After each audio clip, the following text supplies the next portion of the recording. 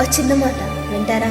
ఒక 3 ఫ్రూట్స్ తీసుకోండి, అందులో ఒకటి పాడైపోయిన తర్వాత దాని పక్కనే మనం ఈ 2 ఫ్రూట్స్ని కూడా ఉంచాము అంటే ఆ పాడైపోయిన స్వభావం మిగతా రెండిటిని కూడా డిస్టర్బ్ చేసేస్తుంది. మొత్తం 3 కూడా పాడైపోతాయి. అలాగే మనిషి థాట్స్ కూడా అంతే.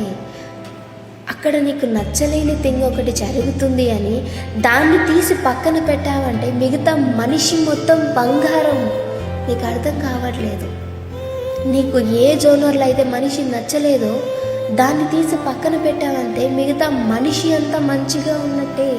ఆ ఒక్కటి పట్టుకొని మనిషి మంచోడు కాదు అని అంటే నీకు అర్థమవుతుంది కదా, ఎంటైర్ మనిషిని కోల్పోతాం.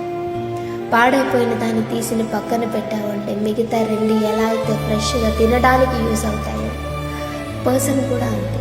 నచ్చని దాన్ని పక్కన పెట్టేసి నీకు వీలైతే చేంజ్ చేసుకో, లేదు అంటే అది పాడైపోయిన స్వభావం కాబట్టి మిగతా మనిషిని మంచి అనుకొని నువ్వు దగ్గరికి చేర్చుకుంటే మీ బంధం బలపడుతుంది. లేదు అంటే అది మొత్తం డిస్టర్బ్ అయిపోతుంది. మనిషి మారాలా వద్దా అనేది నీ చేతిలో. గుర్తుపెట్టుకో.